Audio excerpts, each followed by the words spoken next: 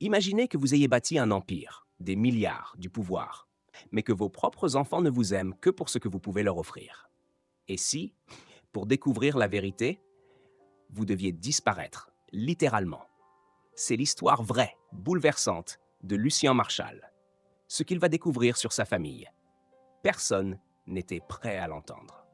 Lucien Marshall, 66 ans, milliardaire autodidacte, vit reclus dans un somptueux manoir sur les hauteurs de Cannes. Sa fortune, bâtie sur un empire immobilier et énergétique, fait trembler les ministères. Pourtant, dans les couloirs froids de sa demeure, le silence hurle plus fort que le vent. Ses enfants sont absents, sauf pour réclamer quelque chose. Victor, 45 ans, arrogant et calculateur, prend souvent la parole à sa place dans les réunions familiales, se targuant de gérer l'héritage avant l'heure. Sophie, 40 ans, brillante en façade, dissimule son mépris dans une hypocrisie bien huilée. Hugo, 32 ans, idéaliste, enseignant dans un collège de quartier, est considéré par ses aînés comme un parasite inutile. Un dîner de famille organisé à l'improviste se termine dans une gêne glaciale. Lucien, j'aimerais passer plus de temps avec vous tous pendant qu'il en reste. Victor, papa, si tu veux plus de notre temps, offre-nous un siège au conseil d'administration. Le reste viendra. Lucien serre sa fourchette. Il réalise que leur amour est conditionnel, acheté, temporaire. Lors d'un contrôle médical de routine, le verdict tombe comme une épée. Un cancer avancé, incurable. Espérance de vie, 8 à 10 mois. Le choc est immense. Lucien n'a pas peur de mourir, mais d'être trahi une dernière fois. Il rentre chez lui, le regard fixe. Aucun appel de ses enfants ce jour-là, ni le suivant. Son anniversaire, une semaine après, passe sans un mot, sans un message. Il repense à sa jeunesse, à ses sacrifices pour bâtir un empire, et surtout à la femme qu'il a aimée, morte en lui murmurant « Protège ce que nous avons bâti, protège leur cœur ». Mais leurs cœurs sont déjà perdus. Il jette un regard à ses photos de famille, puis murmure « Et si je disparaissais vraiment, que restera-t-il d'eux ?» L'idée naît, simuler sa mort, se dépouiller de son nom, de sa richesse. Observer ses enfants depuis les ombres, découvrir enfin la vérité. Le plan lui semble absurde, digne d'un film.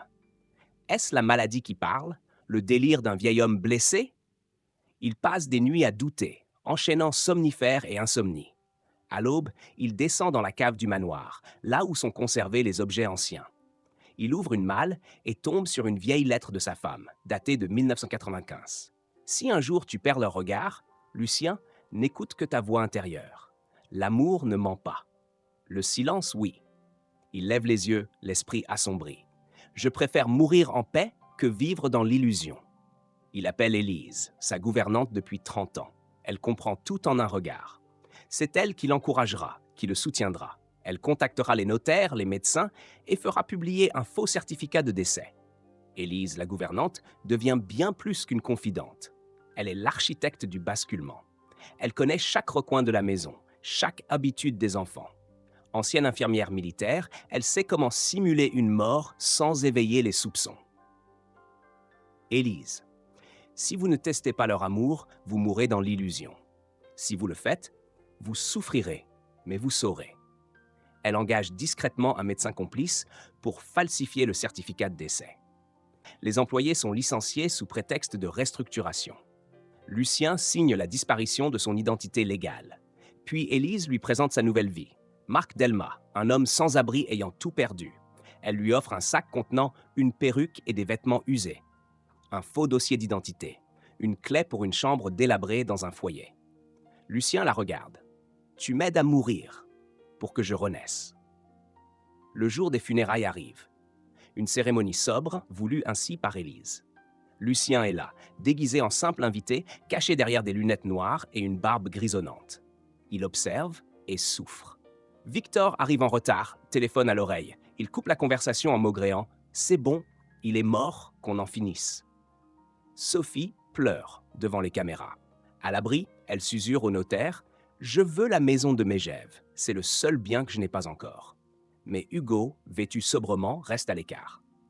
Il s'avance, dépose une rose sur le cercueil et murmure « Je t'aimais, même quand tu ne savais pas comment me le montrer. » Lucien serre les poings. Ils m'ont enterré comme une banque fermée. Mais je suis encore là. Et je vais ouvrir leurs âmes en grand. Lucien, devenu Marc, se fait embaucher comme concierge de nuit dans une résidence appartenant à son propre empire immobilier. Là, il découvre la vérité nue.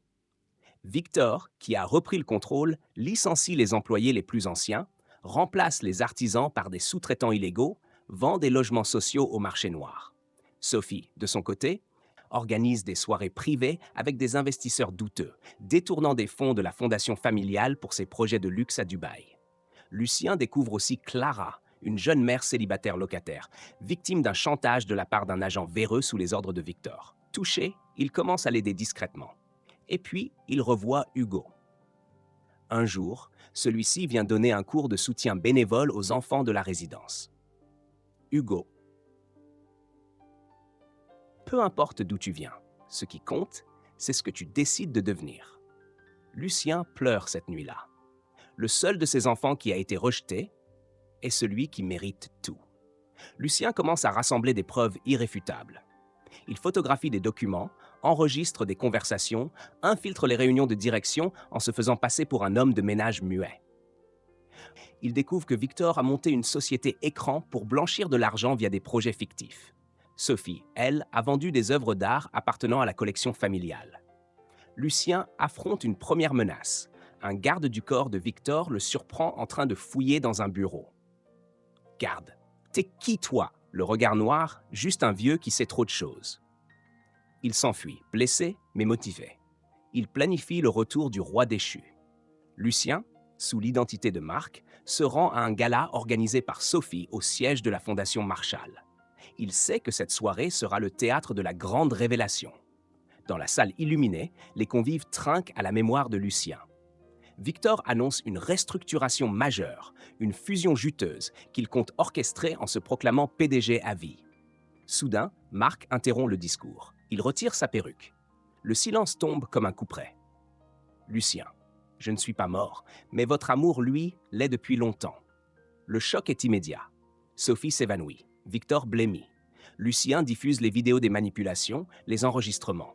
Le public est stupéfait. La presse est là. La chute est imminente. Pourquoi? Pourquoi avoir enduré tout ça? Parce que je voulais connaître la vérité. Et toi, Hugo, tu es ma seule vérité. Le scandale éclate dans les médias.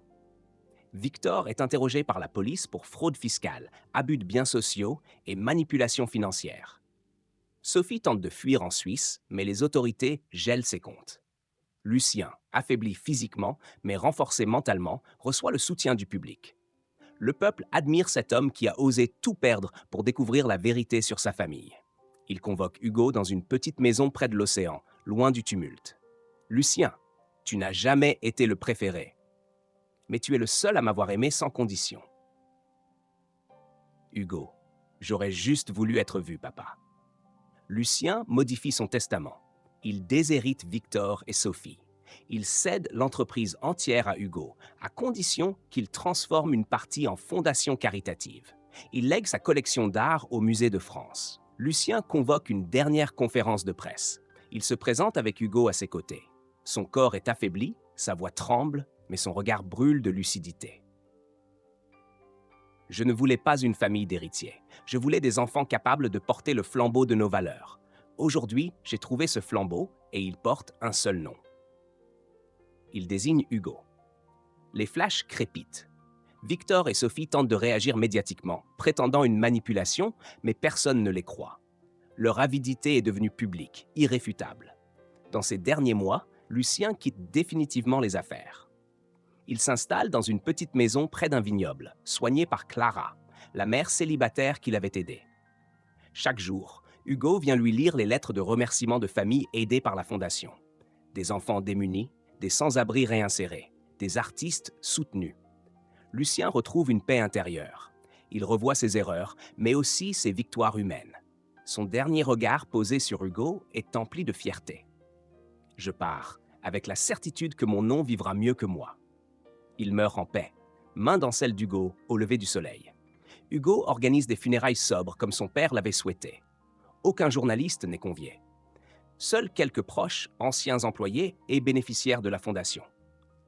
La tombe porte une simple épitaphe, Lucien Marshall. Il a appris à voir. Victor est condamné à 6 ans de prison ferme. Sophie perd tous ses droits financiers. Hugo devient le PDG d'un empire qu'il transforme radicalement. Logement pour les sans-abri, école gratuite, investissement éthique. La France découvre l'histoire entière à travers un documentaire intitulé Le milliardaire invisible, qui deviendra viral. Et vous, que feriez-vous si vous découvriez que l'amour de vos proches dépendait uniquement de votre fortune? Lucien a voulu savoir, et ce qu'il a découvert l'a bouleversé à jamais.